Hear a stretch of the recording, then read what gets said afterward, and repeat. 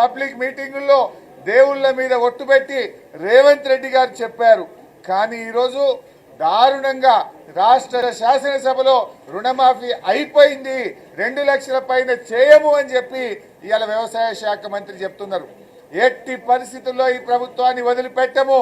2 లక్షల పైన ఉన్న వాళ్లకు మీరు చెప్పిన మాట ప్రకారంగా ఈ రాష్ట్రంలో ప్రతి రైతుకు రుణమాఫీ అయ్యేదాకా బీఆర్ఎస్ పార్టీ ఈ కాంగ్రెస్ ప్రభుత్వాన్ని, రేవంత్ రెడ్డిని నిలదీస్తూనే ఉంటుంది, ప్రశ్నిస్తూనే ఉంటుంది. నేను రాష్ట్రంలో రైతాంగానికి కూడా మనవి చేస్తా ఉన్నా.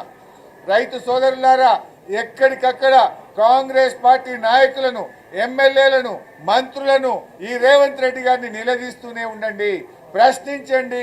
ఆ రోజు ఏం చెప్పారు, అసెంబ్లీలో ఏం చెప్పారు, దేవుళ్ళ మీద ఒట్లు పెట్టి ఏం చెప్పారు, ఇలా రుణమాఫీ అయిపోయిందని చెప్పి చేతులు ఎత్తితే ఈ కాంగ్రెస్ ప్రభుత్వాన్ని వదిలిపెట్టే ప్రశ్న లేదు.